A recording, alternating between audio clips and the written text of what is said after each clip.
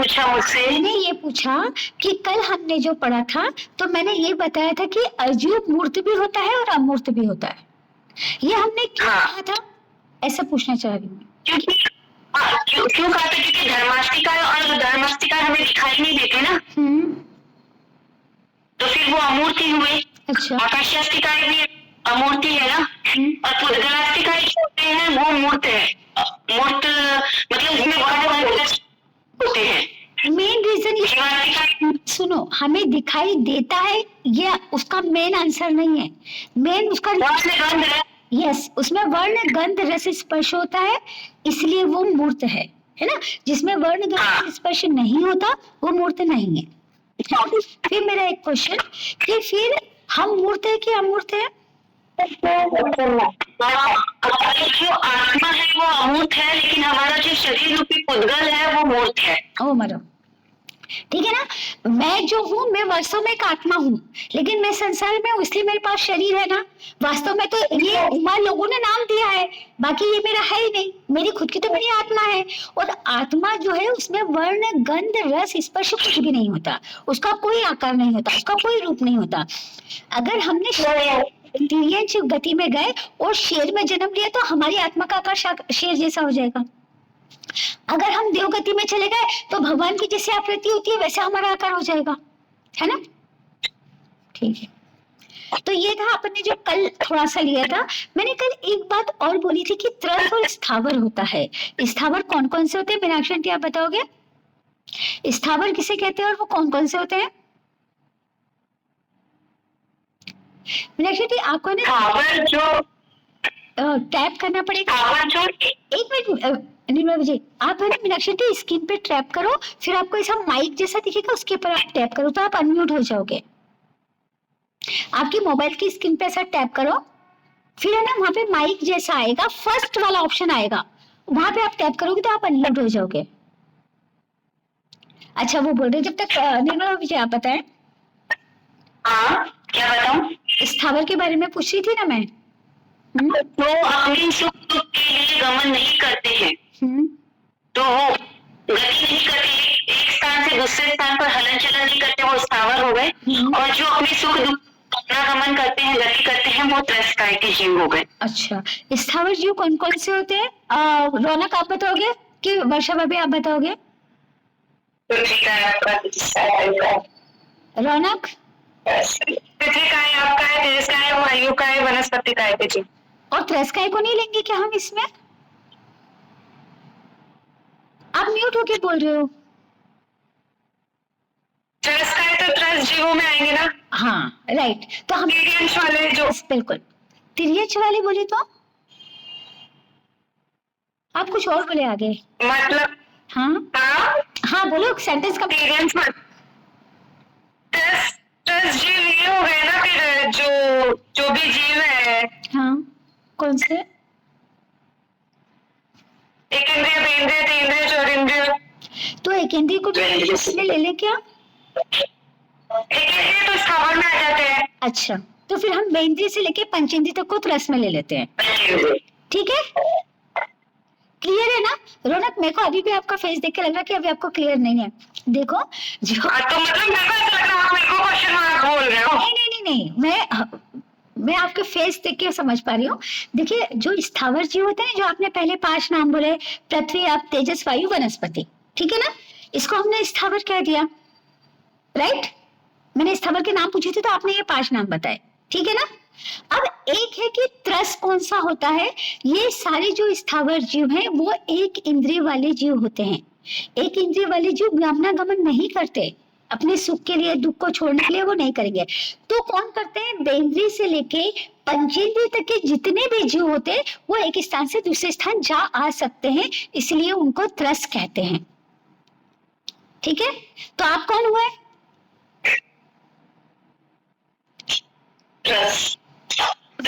हाँ हम तो त्रस हुए, पर वो त्रस क्यों हुए हम?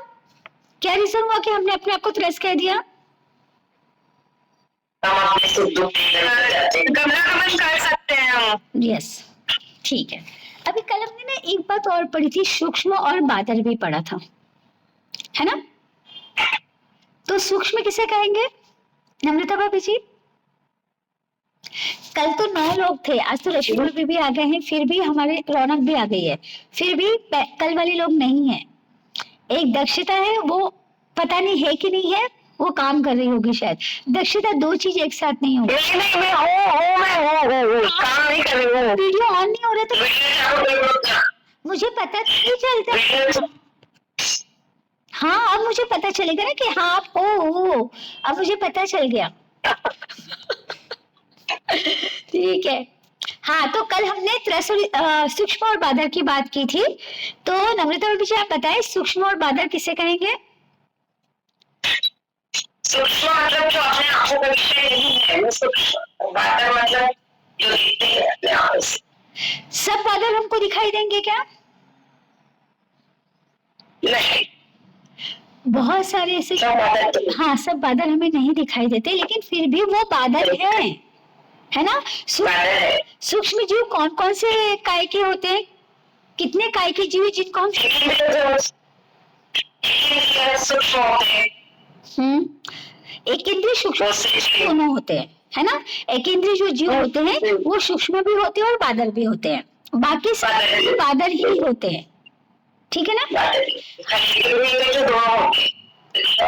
हाँ ठीक है। तो ये चीज लगभग अपना जो कल पढ़ा था मेरे को लगता है कि एक बार अपन ने तो रिकॉल कर लिया। कल हमने व्यवहार राशि अव्यवहार राशि भी पढ़ी थी। हाँ क्या होता है व्यवहार राशि? नहीं व्यवहार राशि क्या होता है नम्रता भाभी जी? मैं तो ये पूछ रही थी कि व्यवहार राशि क्या होता है? जो जीव हमारे व्यवहार में आते हैं व्यवहार राशि के जीव होते हैं, या जिनका भेद या किया जा सके, या जिन जीवों का भेद या विभाग किया जा सके उसको हम व्यवहार राशि के जीव बोलते हैं। कौन से काय के जीव निगोद के जीव होते हैं? नहीं अव्यवहार राशि तो समझा मुझे, एक इंद्रिय भी समझा मुझे, लेकिन कोई एक स्पेशल काय होगी ना उसके जीव को निगोद के जीव कहते हैं ना? नहीं स्पर्श इंद्रिय नहीं, वनस्पति काय के जो सूक्ष्म जीव होते हैं, है ना, वही अव्यवहार राशि के निगोद के जीव कहलाते हैं, ठीक है? वनस्पति काय के जीव होते हैं वो। बाकी सूक्ष्म और बादर तो 5 काय में होते हैं ना, पृथ्वी अब तेजस वायु, है ना, सब में होते हैं, वनस्पति में भी होते हैं, लेकिन जो सूक्ष्म वनस्पति होते हैं उन्हीं को निगोद के जीव कहते हैं। कल मैंने निगोद के जीव के बारे में 4-5 सेंटेंस बताए थे, वो कौन बताएगा?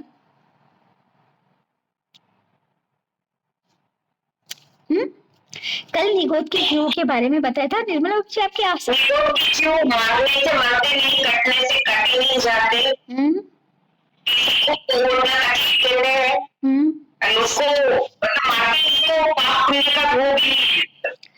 लेकिन अगर हम उनका त्याग नहीं करेंगे तो हम तो खुले ही है ना।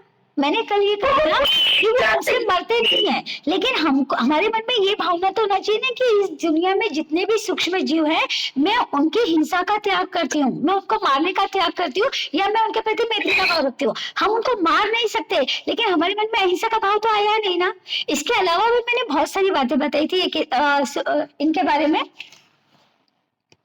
अपनी नाड़ी के एक स्पंदन के जितने समय में 17 बार जन्म लेते हैं और मरते 17 बार। हाँ 17.5 बार, 17.5 बार जीवन मरण करते हैं। हाँ और एक अंतर्मुहूर्त में कितने बार लेते हैं? अच्छा एक अंतर्मुहूर्त में कितनी बार लेते हैं? 65,536 उमरम, ठीक है। अभी कल जो हमने 36 है ना। अब मेरे को ये बताएं कि कल हमने एक बात और पढ़ी थी कि भव्य और अभव्य किसे कहते हैं, वो तो सबको अच्छे से पता होगा। मीनाक्षी आंटी आप भी अनम्यूट करके आंसर दीजिए ना। भव्य किसे कहते हैं, अभव्य किसे कहते हैं? हाँ बोलिए। तो ये रौनक बोलेंगे ना, रौनक आप बताओ भव्य अभव्य किसे कहते हैं? रौनक पहले ना हिममुनि की क्लास में बहुत बार आई है, और वो जब मैंने स्टार्टिंग में क्लास ली थी वो उस समय भी आई थी, और उसको सीखने की बहुत इच्छा रहती है। मैं क्वेश्चन छोड़ूंगी तो वो अभी उसको आंसर, लेकिन मैंने वापस रिवाइज नहीं किया है तो मतलब कंफ्यूजन रहता है, क्या करूं? रौनक मैं आपको रिवाइज करवा देती। अब अगली बार जब ऐसा हो ना मुझे कॉल कर देना कि मुझे रिवाइज करा दो, मैं आ जाऊंगी, ठीक है, कॉल पे। हाँ। अच्छा वर्षा भाभी जी आप बताओ, भव्य किसे कहेंगे, अभव्य किसे कहेंगे? नहीं, हाँ मोक्ष गमन की योग्यता होती है जिसमें, ओमरम, और अभव्य किसे कहेंगे? वो अयोग्यता होती है। हाँ, जिसमें मोक्ष गमन के योग्य जो नहीं हो वो तो अयोग्यता, हाँ उसको अभव्य कहते हैं, और जिनमें योग्यता होती है वो भव्य होती है। जिसमें सम्यक की प्राप्ति होती है उसे भी भव्य जीव कहते हैं। एक मिनट देखो, भव्य और अभव्य दो प्रकार के होते हैं। एक तो जो भव्य जीव है ना उसमें मोक्ष गमन की योग्यता होती है, पर सभी भव्य जीव मोक्ष जाएंगे जरूरी नहीं है। बहुत सारे भव्य जीव ऐसे होते हैं जो कभी मोक्ष जा ही नहीं पाते, वो अभव्य तुल्य होते हैं। वो भव्य हैं बट वो कभी मोक्ष जाते ही नहीं है। जिस प्रकार से किसी भी पत्थर में मूर्ति बनाई जा सकती है, कोई भी पत्थर उठाओ छोटी बड़ी मूर्ति बनाई जा सकती है, पर हर पत्थर को मूर्ति बनाते हैं क्या? नहीं ना। जिनको उचित साधन सामग्री मिलती है वही बनाई जा सकती है। वैसे ही बहुत सारे भव्य जीव ऐसे होते हैं जिनको सम्यक की प्राप्ति होती ही नहीं है, उनमें योग्यता है लेकिन वो होती नहीं है, ठीक है। अगर सम्यक का किसी जीव के एक अंश मात्र भी स्पर्श होता था कुछ एक समय के लिए भी, तब तो उस जीव को मोक्ष का प्रमाण पत्र मिल जाता है, वो किसी ना किसी समय मोक्ष जरूर जाएगा।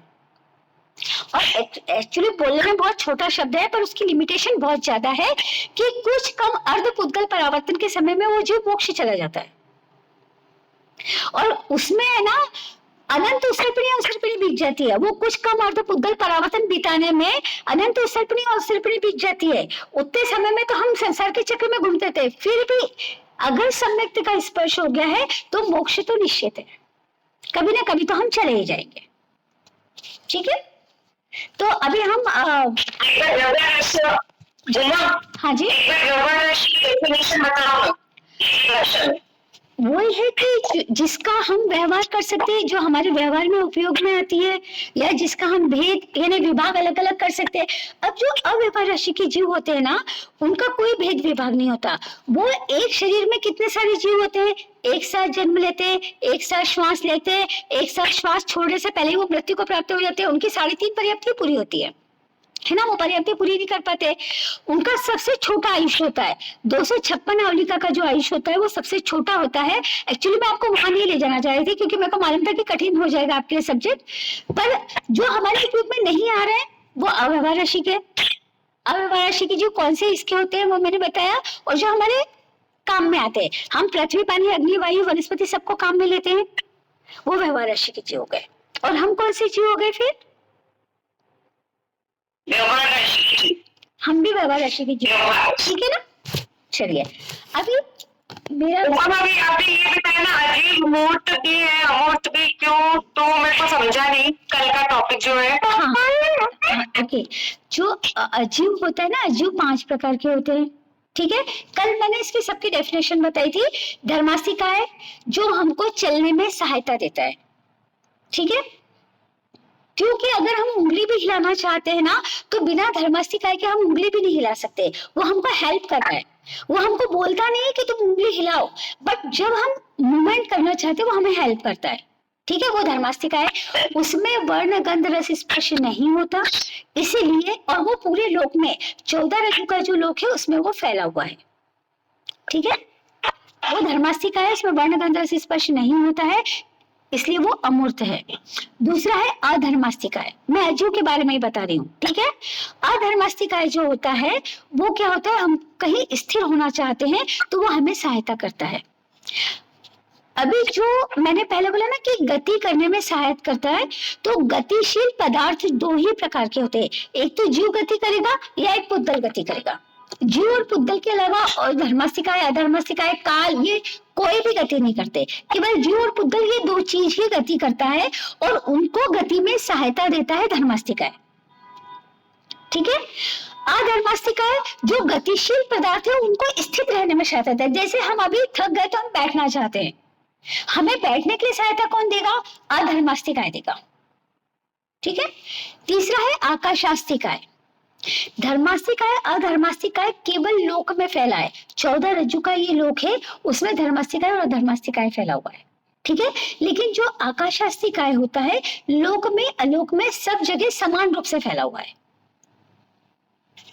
ना। ये हमको स्थान देता है। जैसे हमको है ना ये मोमबत्ती का कवर रखना है, तो हमको इसको रखने के लिए एक जगह चाहिए ना, कोई तो भी स्पेस चाहिए, वो हमको स्पेस प्रदान करता है। ठीक है। अब काल जो है ये भी वर्ण गंध रस स्पर्श रहित होता है, इसलिए ये भी अमूर्त होता है। काल जो है समय वर्तन जो हम बोलते हैं उसका वर्तन गुण होता है, वो भी वर्ण गंध रस स्पर्श युक्त रहित होता है, इसलिए वह भी अमूर्त होता है। तो हमने 4 रज्जु के बारे में पढ़ा ना, धर्मास्तिकाय, अधर्मास्तिकाय, आकाशास्तिकाय और काल। ये सब कौन से हो गए? अमूर्त हो गए, अरूपी हो गए। क्यों? क्योंकि इनमें वर्ण गंध रस स्पर्श नहीं पाए जाते। एक खास बात है, जहां वर्ण होगा ना वहां गंध रस स्पर्श होंगे ही होंगे। ऐसा नहीं होगा कि कहीं वर्ण है गंध रस स्पर्श नहीं है, किसी में रस है वर्ण गंध नहीं, ऐसा नहीं होगा। ये इन दो लोगों का ऐसा संबंध है कि जहां वर्ण है गंध रस स्पर्श उसमें सहज में पाया ही जाता है। ठीक है। नहीं, जो काल है वो केवल अड़ाई द्वीप में है। अगर ये क्लास अगर वो हो जाए ना तो वापस इसी लिंक पे ज्वाइन हो जाना, क्योंकि 40 मिनट के बाद क्लास बंद हो जाएगी, है ना। जो काल, हम जो समय की बात कर रहे हैं, जो हम घंटा मिनट मोरस साल की बात करते हैं, वो केवल अड़ाई द्वीप में ही होता है। ठीक है। 2 प्रकार के काल होते हैं, एक नैश्यिक काल भी होता है, एक व्यवहारिक काल होता है। अब आपने काल के बारे में पूछा इसलिए मेरे को थोड़ा सा अंदर घुसना पड़ रहा है। जो नैश्यिक काल होता है ना, लोक में अलोक में स्वर्ग में नरक में सब जगह होता है। लेकिन जो व्यवहारिक काल होता है, जिसके आधार पे हम ये बताते हैं ना कि देवगति के जीवों का आयुष्य कम से कम 10,000 वर्ष होता है, नारकी के जीवों का आयुष्य कम से कम 10,000 वर्ष होता है, वो इस अड़ाई द्वीप के काल के अनुसार होता है। वहां पे कोई समय दिन रात नहीं होता है। नरक गति में रात ही तो हमेशा रात ही होगी। स्वर्ग वहां पे सूर्य, क्यों वहां पे, इसका कारण यह है कि वहां पे सूर्य और चंद्र गतिमान नहीं है। हमारे यहाँ सूर्य और चंद्र गतिमान है ना, इसीलिए हमारे यहाँ दिन रात होते रहते हैं। जहां सूर्य चंद्र नहीं है वहां पे कैसा दिन रात होगा? तो नरक में हमेशा अंधेरा ही होता है। और जो स्वर्ग है, देवलोक, वहां पे सूर्य नहीं है, लेकिन वहां पे उनके जो बोलते ना सोने चांदी हीरे मोती मणि ये जो होते हैं उनका भरपूर प्रकाश होता है, और वहां पे हमेशा दिन जैसा प्रकाश होता है। रश्मि अभी जी आप कुछ बोल रहे थे, अनम्यूट करके बोलिए ना। आप अनम्यूट नहीं कर रहे हो।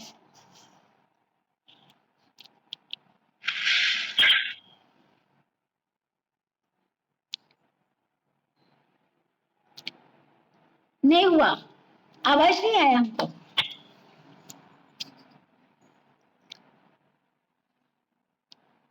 ठीक है, आप अनम्यूट होते जब तक मैं आगे चलती हूँ। तो ये काल की बात हुई। ठीक है। अभी नैश्यिक काल और व्यवहारिक काल ध्यान में आ गया ना कि नैश्यिक काल तो सब जगह होता है। व्यवहारिक काल, कल मैंने एक बात और बताई थी आपको कि मैंने पूछा था कि हम कौन है, तो आप अगर कहोगे मैं तो निर्मला हूँ, मैं तो रश्मि भाभी हूँ, तो वास्तव में है ना हम ये व्यवहारिक दृष्टि से है कि हाँ मैं उमा हूँ, आप रश्मि भाभी है, आप निर्मला है, ये व्यवहारिक दृष्टि से। बाकी निश्चय की दृष्टि से देखा जाए तो हम एक आत्मा है, इसलिए मैंने कहा था कि हम लोग एक आत्मा है। तो ये फर्क है। और काल भी ऐसा 2 प्रकार का होता है। ठीक है। अभी कल के टॉपिक में से अगर कुछ बाकी है तो हम उसको लेते, नहीं तो हम आगे चले। चलिए, कोई कुछ नहीं बोल रहा है, इसका मतलब हम आगे चलते हैं। अभी एक बात मेरे को आपसे ये पूछना है कि 25 बोल सबने पढ़ा है, और सब यहाँ पे बहुत कुछ ज्ञानशाला के टीचर्स भी हैं, और वैसे तो अभी सब हम काफी कुछ पढ़ चुके हैं। तो मुझे बताओ कि 5वां बोल कौन सा है?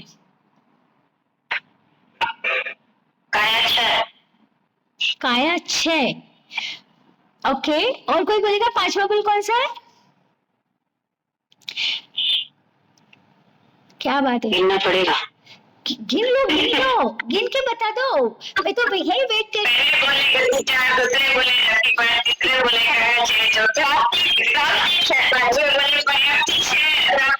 हाँ, पर्याप्ति 6। कल का आपका एक होमवर्क हो गया कि हमको 10 बॉल तो खड़ाखड़ लन चाहिए, तो फिर जब मैं कुछ बोलूंगी ना तो आप उस चीज को पकड़ पाओगे, है ना। क्योंकि देखो हमको टेक्निकल लैंग्वेज में बोलना पड़ता है, हम हर चीज को एकदम इजी लैंग्वेज में बोलेंगे ना, पर पढ़ने के लिए बुक में हमको टेक्निकल लैंग्वेज चाहिए।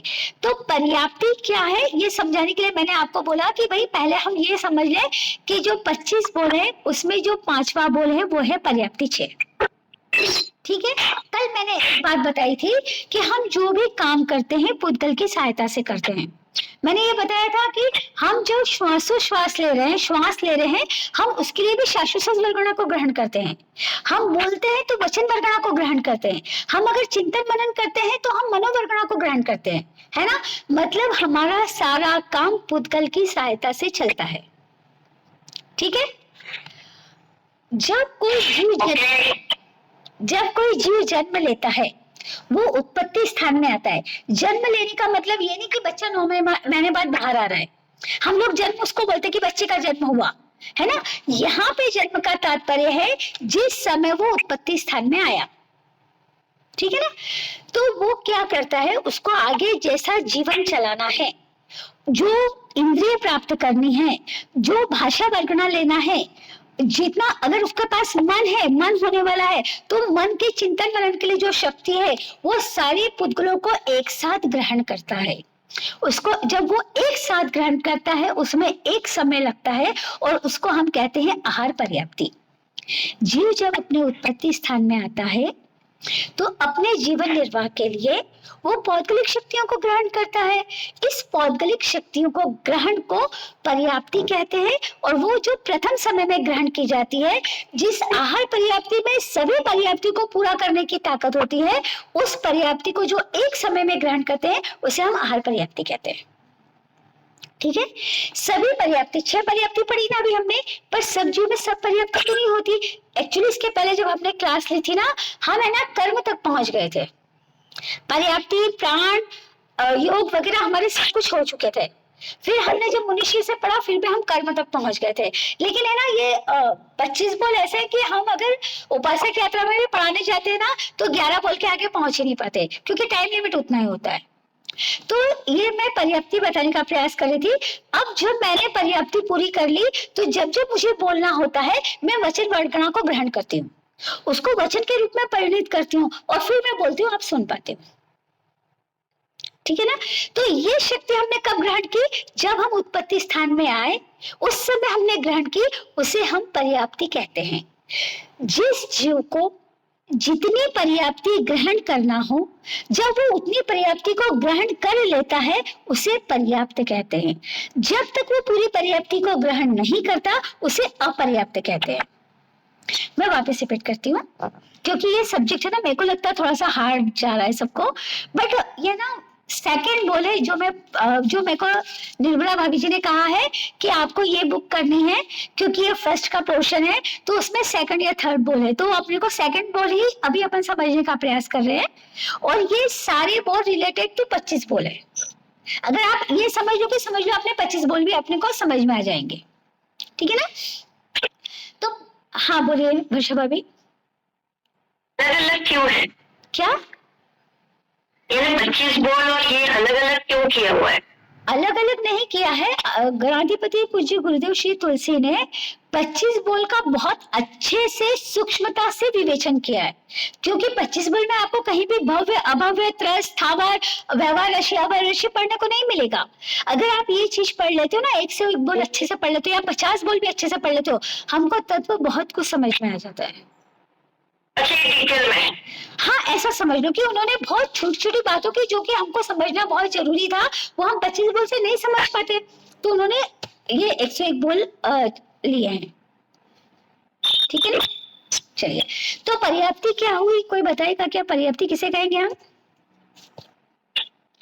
पर्याप्ति हाँ, इसमें जीव की उत्पत्ति के समय जो वचन और ये सारा पर्याप्त करने के लिए एक समय में वो ग्रहण करता है, उसको हम पर्याप्ति कहते हैं। हाँ, एक्चुअली जो मैंने एक समय की बात कही ना, वो मैंने केवल आहार पर्याप्ति के लिए बोली थी।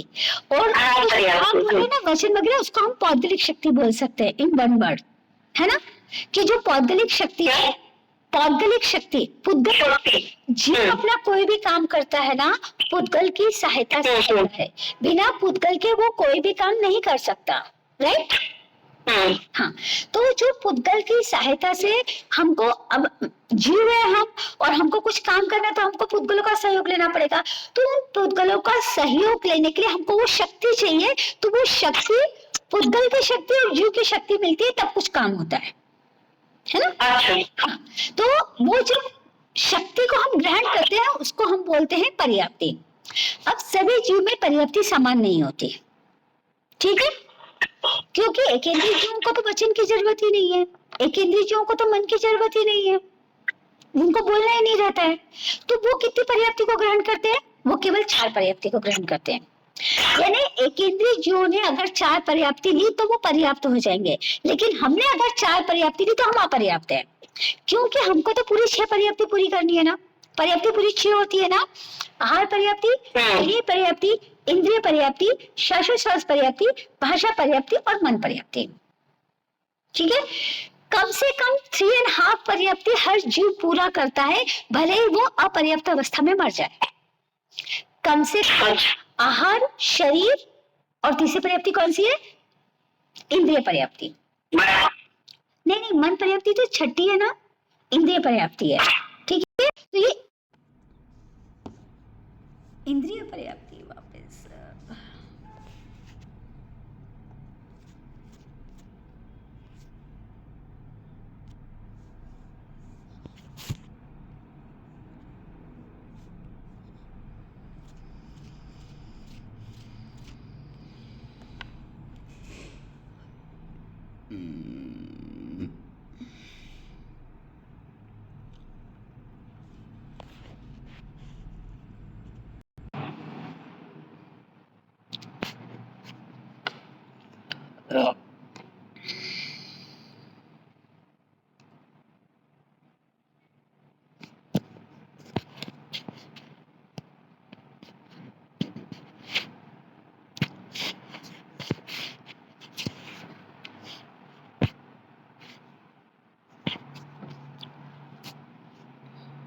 एक बार सब लोग जुड़ जाएं, फिर अपन स्टार्ट करते हैं।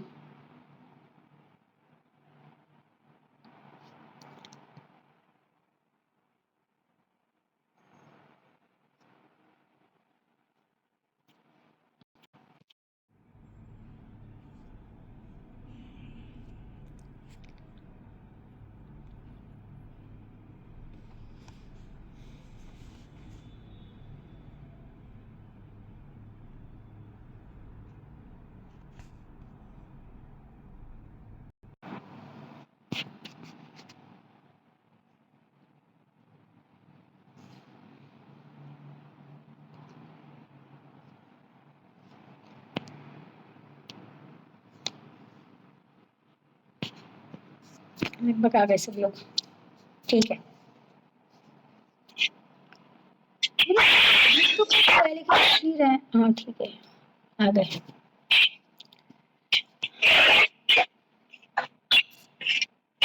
स्टार्ट करें।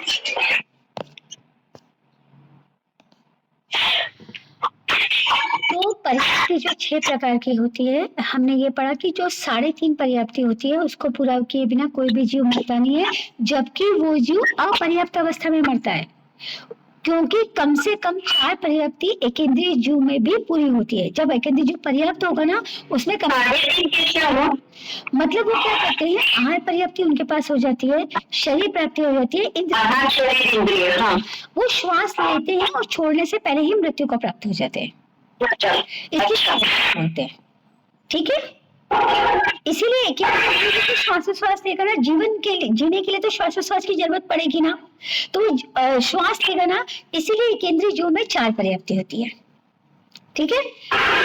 इंद्रिय जीव इंद्रिय वाले हो, 3 इंद्रिय वाले जीव हो, 4 इंद्रिय वाले जीव हो, या असन्नी त्रियंश पंचेंद्रिय जीव हो। जिनके मन नहीं होता है, असन्नी त्रियंश पंचेंद्रिय जीव होते हैं वो, है ना, वो सारे जीव 5 पर्याप्ति पूरी करते हैं। क्योंकि जीव आ जाती है उनमें भाषा पर्याप्ति आती है। जैसे रसने की जाती तो उनकी भाषा, जो भी उनके शब्द, उनकी व्यवहार भाषा बोली जाती है, इसलिए उनकी भाषा पर्याप्ति भी बोली जाती है। ठीक है, हम जैसे जो मन वाले लोग हैं, एक मिनट मैं म्यूट कर दूं क्या, मेरे को साउंड आ रहा है कहीं से।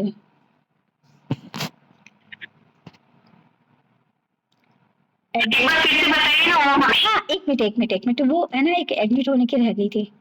हाँ मैंने क्या बोला था, अभी बोलो, फिर मैं पूरा करती हूँ सेंटेंस।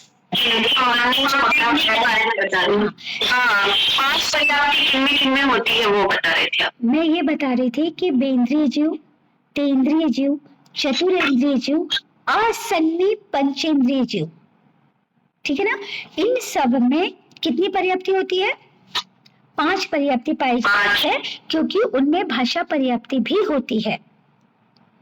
जो मन वाले जीव होते हैं, जैसे हमने कल त्रियंश पंचेंद्रिय के 5 प्रकार पढ़े थे, जलचर, थलचर, खेचर और परिसर पर, भुज परिसर पर, ये 5 प्रकार के जो जीव होते हैं वो सन्नी भी होते हैं और असन्नी भी होते हैं। ठीक है, तो जो असन्नी जीव होते हैं उनमें तो 5 पर्याप्ति होगी, जो सन्नी जीव होंगे उनमें 6 पर्याप्ति होगी। ठीक है ना। अब जो देवता होते हैं उनमें कितनी पर्याप्ति पाई जाती है? 5 ही पर्याप्ति होती है। उनमें किसी पर्याप्ति की, हाँ, उनमें किसी पर्याप्ति की कमी नहीं होती है, उनकी सारी पर्याप्ति होती है।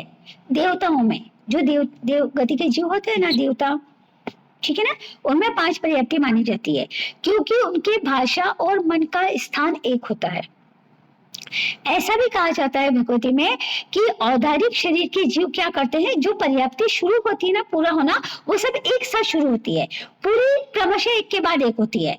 आहार पर्याप्ति को पूरा करने में एक समय लगता है, बाकी सारी पर्याप्तियों को पूरा करने में क्रमशः अंतर्मुहूर्त का समय लगता है। यदि आहार पर्याप्ति पूरी हो गई, उसके अंतर्मुहूर्त में शरीर पर्याप्ति, उसके अंतर्मुहूर्त में इंद्रिय पर्याप्ति, उसके अंतर्मुहूर्त, मतलब फिर भी ये सारी पर्याप्ति अंतर्मुहूर्त में पूरी हो जाती है, क्योंकि अंतर्मुहूर्त बहुत छोटा भी होता है और बहुत बड़ा भी होता है।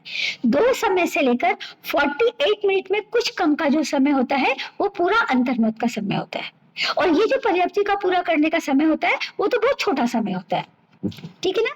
तो कोई विचारक ये भी बोलते हैं, जो जिन्होंने इसके ऊपर बोला चाहिए ना, इन्वेस्टिगेशन किया हो अच्छे से, वो ये बोलते हैं कि हाँ, रिसर्च किया, राइट, कि जो औदारिक शरीर वाले होते हैं ना, उनकी तो पर्याप्ति पूरा करने में टाइम लगता है, लेकिन वैकृत शरीर वालों की पर्याप्ति पूरा करने में इतना टाइम नहीं लगता। दूसरी बात वो ये भी बोलते हैं कि उनके भाषा और मन का स्थान एक होता है, इसीलिए कहा जाता है कि उनमें 5 पर्याप्ति पाई जाती है। ठीक है।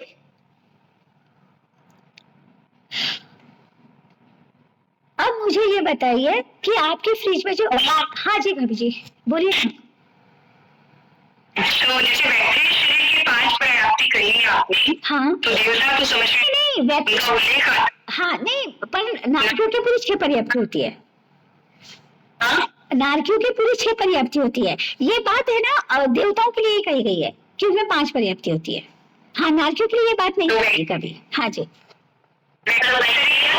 हाँ, उनका भी वैकृत शरीर है ना, इसलिए उनका भी वैकृत शरीर है, लेकिन ये बात केवल आप देखना, उसमें देवता नारकियों के लिए 6 पर्याप्ति पूरी आई है। और ऐसा भी उनके जो मन में होता है वो उनके भाषा में होता है, मतलब भाषा में वही होगा जो उनके मन में होगा।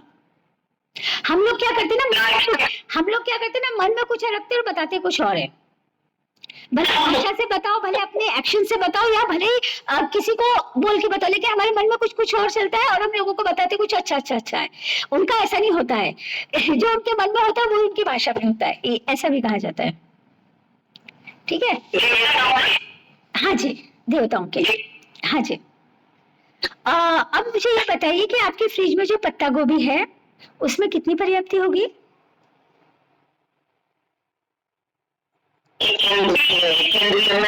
हाँ, कितनी? चार। बिल्कुल, एक इंद्रिय में चार। ओके, ठीक है ठीक है ठीक है। अभी आप चावल चुनने बैठे थे और उसमें है ना एक लट निकल गई। अब उसमें बताइए कितनी पर्याप्ति है? पाँच हो गई। क्यों? पाँच। हमने 5 क्यों लिए उसमें? हाँ, नहीं, यस, में जीभ आ जाती है ना, रसनेंद्रिय आ जाती है ना, उसमें भाषा पर्याप्ति मानी जाती है ना? वो तो मैंने शॉर्ट में बता दिया कि 2 इंद्रिय से लेके आसन्नी पंचेंद्रिय तक के सब में 5 पर्याप्ति होती है, लेकिन क्यों होती है हमको ये भी तो जानना पड़ेगा ना, इसलिए क्यों होती है वो तो बताइए। कोई बच्चा गर्भ में है तो उसमें कितनी पर्याप्ति होगी? जैसे कोई लेडी प्रेग्नेंट है, 6 होगी। कैसे वर्षा भाभी 6 पर्याप्ति कैसे होगी?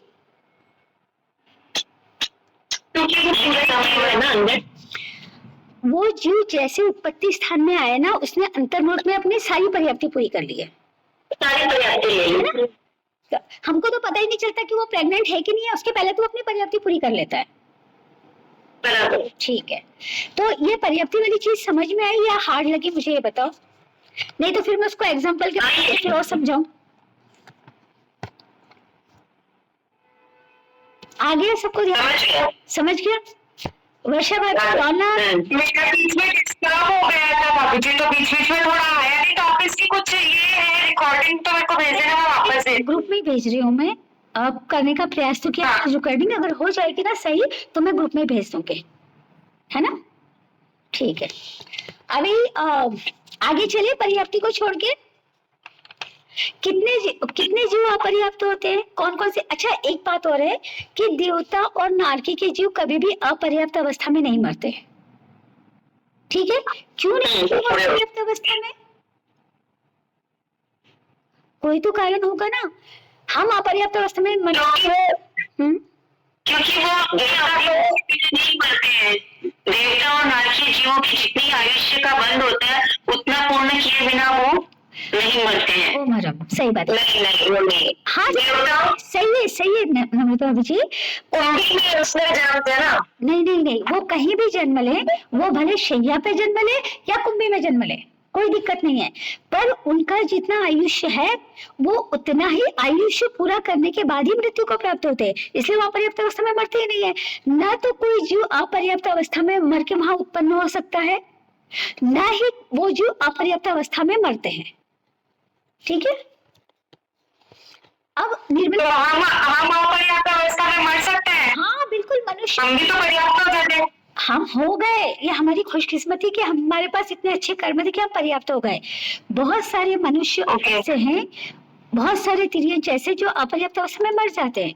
इनफैक्ट जो असन्नी मनुष्य होते हैं, सन्नी मनुष्य तो थोड़े से होते संख्याती होते हैं, पर्याप्त ही रहेंगे ना। नहीं, जरूरी नहीं है कि सन्नी पूरे पर्याप्त हो, सन्नी भी अपर्याप्त अवस्था में मरते हैं। अब मुझे एक बात बताएं कि जब कोई स्त्री पुरुष संभोग करता है तो मैक्सिमम 9 लाख जीवों की हिंसा एक साथ मानी जाती है। वो सभी जीव सन्नी जीवों की संख्या की गई है, असन्नी जीवों को तो गिनना ही मुश्किल है। उनमें से 1, 2 या 3 बचते हैं, बाकी सब तो मरते, वो सब अपर्याप्त अवस्था में मरे ना, ठीक है? तो मनुष्य तिर्यंच अपर्याप्त अवस्था में मरते हैं। कुछ मनुष्य और तिर्यंच ऐसे होते हैं जिनको योगलिक कहा जाता है, वो योगलिक भी देवता और नारकी की तरह अपनी आयुष्य को पूरा करके ही मरते हैं, ठीक है? उनकी आयुष्य को अनपवर्तनीय कहा जाता है। हमारी आयु तो क्या होती है, कभी एक्सीडेंट हुआ तो बीच में ही चले जाएंगे, कभी कुछ हुआ तो कहीं आग लग गई या किसी ने गलती से जहर खा लिया तो उसी समय वो चला जाएगा, लेकिन उनका आयुष्य ऐसा नहीं होता है। उनका आयुष्य जितना होता है वो उतना ही पूरा करते हैं, ठीक है? अभी आपका होमवर्क ये है कि आपके सामने जितनी भी चीजें आती है, 2, 4, 5, 10, जैसे बिल्ली आ गई, जैसे कुत्ता आ गया, या आपके घर में इतने सारे प्लांट्स हैं, तो आपको ये सोचना है कि इसमें कितनी पर्याप्ति हो सकती है। फिर जब हम प्राण सीख लेंगे तो हम उसमें प्राण और पर्याप्ति दोनों निकालने का प्रयास करेंगे। तो आप ये चीज कभी भूलोगे ही नहीं कि कौन कौन से जीव में कितनी पर्याप्ति होती है और कितने प्राण होते हैं, ठीक है? चलिए अब आगे चलते हैं। जो स्त्री होते हैं, पुरुष होते हैं, जो जीव होते हैं ना, उनको 3 प्रकार से बांटा जाता है। अगर लिंग की अपेक्षा से बांटा गया तो स्त्री होते हैं, पुरुष होते हैं और नपुंसक होते हैं। संयम की अपेक्षा से बांटा जाए तो संयमी होता है, असंयमी होता है और संयमी भी होता है। हम किस में आते हैं? वापस रिपीट करना जैसे हम देखो, हम जीव को 3 प्रकार से बांट रहे हैं, 3 भेद हम बताने वाले हैं। अगर हम लिंग की अपेक्षा से बांटेंगे तो स्त्रीलिंग, पुरुष लिंग और नपुंसक लिंग, ठीक है ना। अगर हम संयम की अपेक्षा से बांटते हैं तो संयमी, संयमा संयमी और असंयमी, ठीक है। हम कौन सी श्रेणी में आते हैं? संयमा संयमी। ओके, क्यों आते हैं हम संयमा संयमी में? क्योंकि मतलब हमारे मतलब पूरे हमारे यस, तो हमारा पूरा त्याग है, हमारा कुछ अंश में संयम है, इसलिए जितने अंश में हमने संयम किया वो संयम हो गया, और जितने हमारा भाग छूटा है वो हमारा असंयम हो गया, राइट। इसलिए हम अपने आप को, श्रावक को संयमा संयमी कहते हैं। तीसरा जो भेद है वो है संगी, असंगी, नो संगी, नो असंगी, ठीक है। संगी बोलते हैं जिनका मन होता है, असंगी बोलते हैं जिनका मन नहीं होता, और नो संगी नो असंगी वो होते हैं जिनको मन की इंद्रियों और मन की अपेक्षा ही नहीं होती, ठीक है। तो जो स्त्री होता है, पुरुष होता है और जो नपुंसक होता है ना, ये वैसे वास्तव में एक पहचान का माध्यम है कि भाई ये महिला है, ये पुरुष है, ये जो बोलते ना नपुंसक है, ये हम पहचानते हैं। बट वास्तव में जो स्त्री वेद, पुरुष वेद जो होता है ना, वो उसका संबंध वेद और विकार से होता है। स्त्री की पुरुष के प्रति जो अभिलाषा होती है, पुरुष के स्त्री के प्रति जो अभिलाषा होती है, और नपुंसक की दोनों के प्रति जो अभिलाषा होती है, उसे वेद कहा जाता है, ठीक है। स्त्री की पुरुष के प्रति, पुरुष की स्त्री के प्रति, नपुंसक के दोनों के प्रति जो अभिलाषा होती है, उसे हम वेद विकार कहते हैं, विकार कहते हैं उसको। क्योंकि ये जो वेद होता है ना, ये 90 गुणस्थान के अंतिम समय में खत्म हो जाता है, ठीक है। वेद विकार की जो भावना होती है वो हम जब गुणस्थान पढ़ेंगे, हम इस चीज को गहराई से पढ़ेंगे, 90 गुणस्थान के अंतिम समय में ये खत्म हो जाता है। लेकिन फिर भी जो स्त्री का शरीर है वो तो स्त्री का ही शरीर रहेगा, भले वो 14 गुणस्थान तक चले जाए। पुरुष का शरीर है वो पुरुष का ही शरीर रहेगा, और कोई नपुंसक है उसका शरीर नपुंसक का ही रहेगा। तो लिंग पहचान का माध्यम तो वही है, लेकिन जो उसका माध्यम जो वेद विकार है वो केवल 90 गुणस्थान तक ही होता है। मैं वापस बोलूं कि अगर हार्ड लग रहा हो तो संज्ञा अपन बाद में लेंगे, अपन बाद में लेंगे। मैं संगी नो असंगी एक ही पार्ट है, उसके बाद में एक है संगी, एक है असंगी। जिसका मन होगा वो संगी, जिसका मन नहीं होगा वो असंगी। जिसका मन और इंद्रिय की अपेक्षा नहीं है वो नो संगी नो असंगी है। नो क्या? यस, नो संगी नो असंगी, ना लिखना और ओ की मात्रा लगाना। नो संगी नो असंगी मतलब जो केवली होते हैं ना, जिनको इंद्रिय और मन की अपेक्षा नहीं होती है अपने ज्ञान प्राप्ति के लिए या किसी भी चीज के लिए या देखने जानने के लिए, उनको नो संगी नो असंगी कहा जाता है। और जिनका मन होता है उनको संगी कहते हैं, जिनका मन नहीं होता है उसको असंगी कहते हैं। तो मेरा क्वेश्चन आपसे ये है कि कौन कौन से जीव हैं जिनका मन नहीं होता है? पहले वर्षा, फिर केवली का मन नहीं होता है। अच्छा बताइए क्या भाई? एक इंद्री से लेके 4 इंद्री तक के जीवों का तो निश्चित ही मन नहीं होता। हमने जब हमने पर्याप्ति लिखा तो मन पर्याप्ति छोड़ी थी क्या? उसमें हमने तो मन पर्याप्ति नहीं। हमने बोला कि असन्य 23 पंचेंद्री तक के जीवों में 5 ही पर्याप्ति होती, उनमें तो हमने भाषा पर्याप्ति ली नहीं, तो उनमें तो मन होगा ही नहीं। और पंचेंद्रिय जीवों में भी मैंने जो 5 नाम बताए थे, असन्नी मनुष्य, और तिर्यच में मन नहीं होता है। हाँ, तिर्यच पंचेंद्रिय में जलचर, थलचर, खेचर और परिसर, भुज परिसर पर, ये सब असन्नी में मन नहीं होगा, सन्नी होंगे तो उसमें मन होगा। ठीक है? मेरे को लगता है पोर्शन कुछ ज्यादा हार्ड हो रहा है, पर मैं क्या करूँ, दूसरा तीसरा बोल ही ऐसा है ना? जी जी, बताओ क्या बोलूं मैं? एक बार वापस रिवाइज करवा दीजिए ना, जो आज इतना पढ़ा है एक बार वापस। हाँ, मैं रिवाइज कर, आज जो पढ़ा है सब, बाप रे, मेरे को तो पता ही नहीं मैंने क्या क्या बोला था। अभी लास्ट में जो आपके जन का वापस रिवाइज करवा, लास्ट में आपने बताया ना वो वाला, क्या स्टार्ट करें, मैं उसको कंप्लीट कर देती हूँ। क्या बोला मैंने लास्ट में? मैंने ये कहा था, देखो हमने पर्याप्ति की बात पढ़ी थी ना पहले, तो हमने क्या कहा था कि एकेंद्रिय जीवों में 4 ही पर्याप्ति पाई जाती है, क्योंकि वो श्वास तो लेते ही ना, ज्यादा देने की श्वास तो चाहिए कि नहीं चाहिए, है ना? पर्याप्ति, शरीर पर्याप्ति, इंद्रिय पर्याप्ति, शाश्वत पर्याप्ति, अगर एकेंद्रिय जीव पर्याप्त है तो उनमें 4 पर्याप्ति होगी। मैंने कहा था बेंद्रिय, तेंद्रिय, चतुरेंद्रिय और असन्नी तिर्यच पंचेंद्रियों में 5 पर्याप्ति पाई जाती है। उसमें हमने भाषा पर्याप्ति ली थी, मन पर्याप्ति नहीं ली थी, क्योंकि हमने उसको मन लिया ही नहीं है। ठीक है? फिर मैंने आपसे ये पूछा था कि कौन कौन से जीव ऐसे जिनमें मन नहीं होता है? देवता और नारकी कभी मन के बिना नहीं होते। जो गर्भ से उत्पन्न होने वाले मनुष्य और तिर्यज है, वो कभी भी मन के बिना नहीं होंगे। ठीक है? तो ये बात तो क्लियर होगी कि देवता, नारकी, गर्भज मनुष्य, गर्भज तिर्यज, ये सब संगी होते हैं। ठीक है ना? मैं वैसे रिकॉर्डिंग भेजने का प्रयास करूंगी। मेरी अगर इसमें कोई गलती होगी ना तो मुझे बता देना, रश्मि भाभी जी, बता देना कि उमा तुम्हारी ये गलती थी। सच्ची बता देना, पता नहीं बोलती रहती हूँ। ठीक है ना? अब जो बिना मन वाले जीव है, मतलब जो असंगी जीव है, वो है पावर, बेंद्रिय जीव, तेंद्रिय जीव, चतुरेंद्रिय जीव, असन्नी तिर्यंच पंचेंद्रिय और असन्नी मनुष्य, इनमें मन नहीं होता।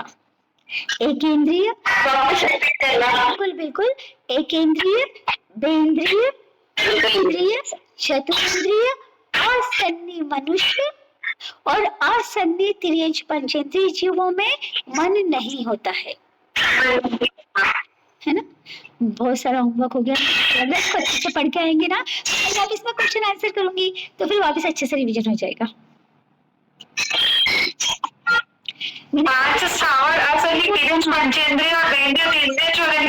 हाँ जी, असन्नी तिर्यंच पंचेंद्रिय, असन्नी मनुष्य और स्थावर जीवों में। अब तो है ना रौनक, 3-4 बार सुनने तो आप मन से सोच के लिख सकते हो। आपने फिफ्थ अभी तो बोल रहे हो, देखो ना, 5 स्थावर, बेंद्रिय, तेंद्रिय, चौरेंद्रिय और असन्नी तिर्यंच पंचेंद्रिय, इनमें मन नहीं होता। हाँ जी, हाँ जी, नहीं होता।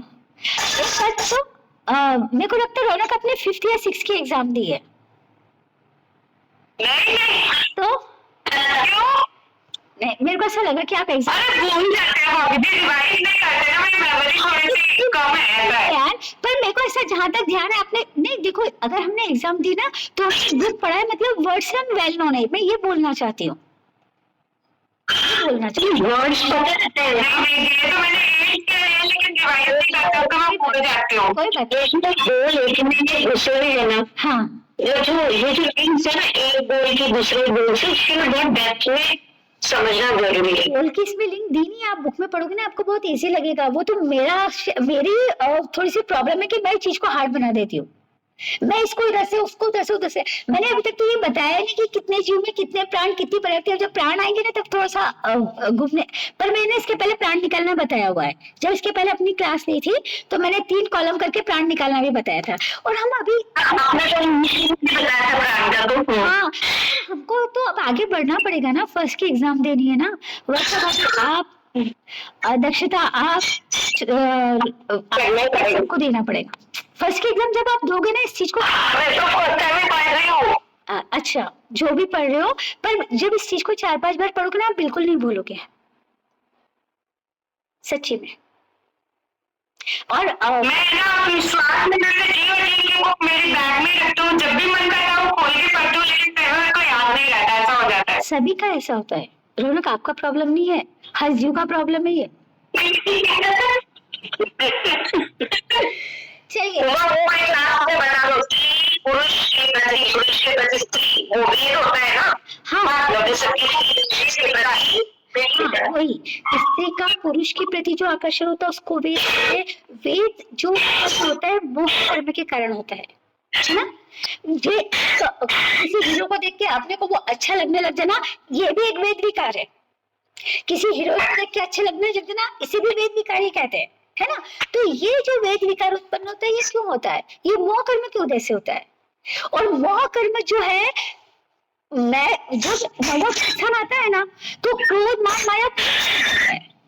अगर वो छोड़ रहा है, अगर वो क्षय कर रहा है, तो अगर वो दबा रहा है तो पूरी तरह से दब जाएगा। उसके उस समय नहीं होता है, उसके बाद खत्म हो जाता है। 10वें गुण स्थान में जाते ही लोग छूटता तो नहीं है, 12वें गुण स्थान के पहले समय में जाके वो क्षय हो जाता है, 11वें गुण स्थान में जाके दब जाता है, तो उसके बाद में उसका काम नहीं होता है। हमको थोड़ा धीरे धीरे लेना पड़ेगा, क्योंकि अगर क्लास हार्ड हो गई ना, ये 10-12 आप बार-बार बोलते हो ना, इसलिए मैं पूछ रही हूँ इसका एक जनरल तो कुछ समझाओ हमको क्या होता है। जी गुणस्थान का मतलब होता है कि हमारी आत्मा की क्रमिक विकास की अवस्था। ये मैंने आपको मेरे बुक की लेक्चर कि बुक में आपको यही पढ़ने को मिलेगा।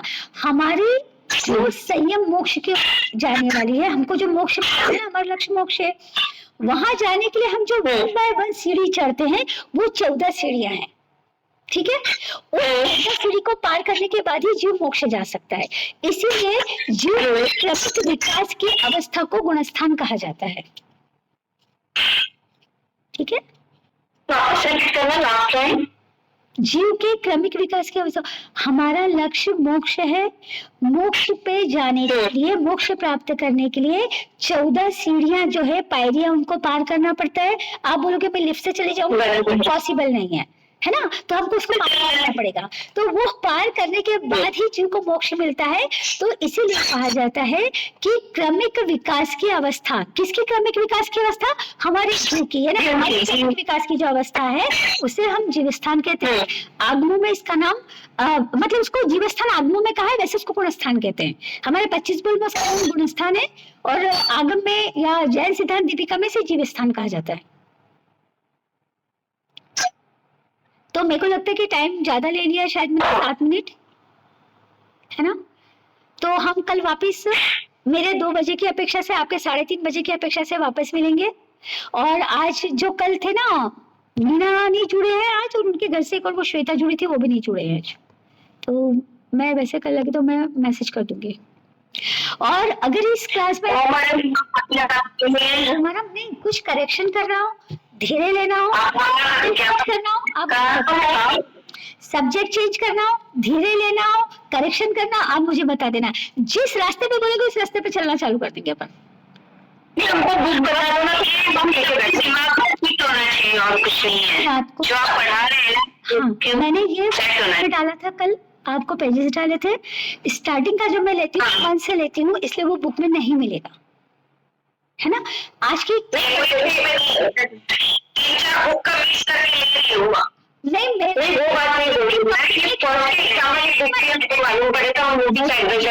प्रॉब्लम ये है कि मेरा जो मन में आता है ना, वो मैं शुरू हो जाती हूँ, बोलना चालू कर देती हूँ।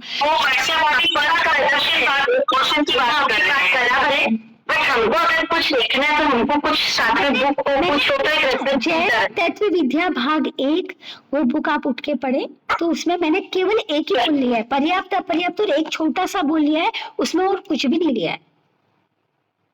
लेकिन हम केवल, हमको है ना समझना है, एग्जाम देना दे दूसरी बात है, लेकिन हमको तत्व को समझना है ना, इसलिए हमको उसको थोड़ा, जितना हम गहराई से समझेंगे ना, अभी हार्ड लगेगा आपको, आगे आपको बहुत अच्छा लगेगा।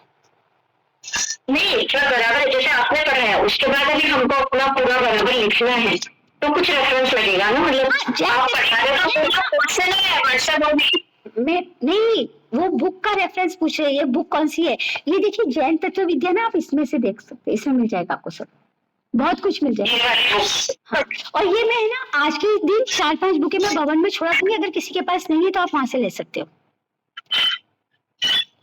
अपने महिला मंडल की अलमारी में भी है किताब। बहुत सारी बुकें। कौन सी बुक है आपके हाथ में जो? ये जैन तत्व विद्या भाग एक, मैं ना इसका फोटो डाल दूंगी अभी अपने ग्रुप में। नम्रता भाभी जो दिखा रहे, वही बुक है।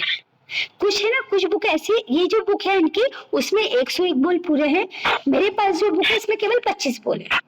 ये जो हम जैन विद्या के एग्जाम देते हैं ना, उसके 5th भाग में ये बुक काम आती है। ये 5th भाग में काम आती है। हाँ,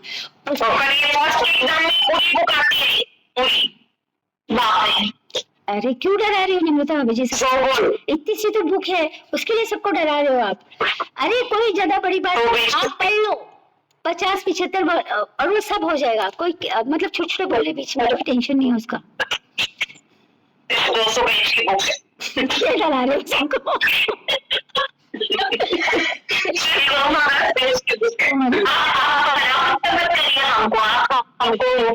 उत्साहित करो। क्या आप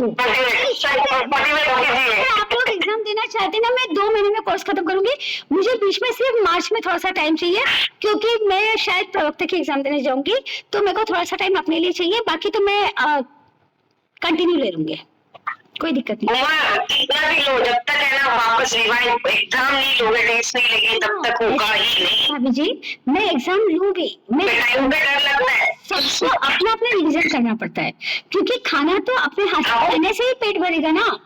मैं भले बार बार रिविजन करूँ, हाँ तो वो तो करना ही पड़ेगा अपने।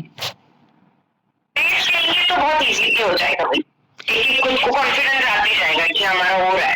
जो लोग नहीं रहेंगे ना, सबसे पहले टेस्ट उनसे लेंगे, ठीक है रौनक?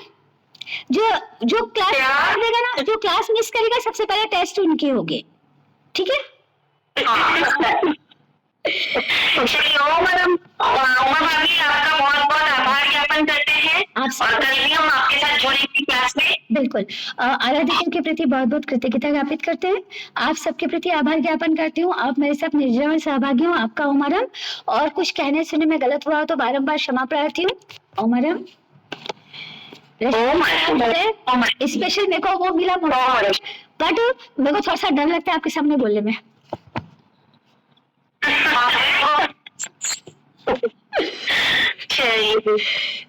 ठीक है, मिले बाय ओमरम। समझ लो, बाय।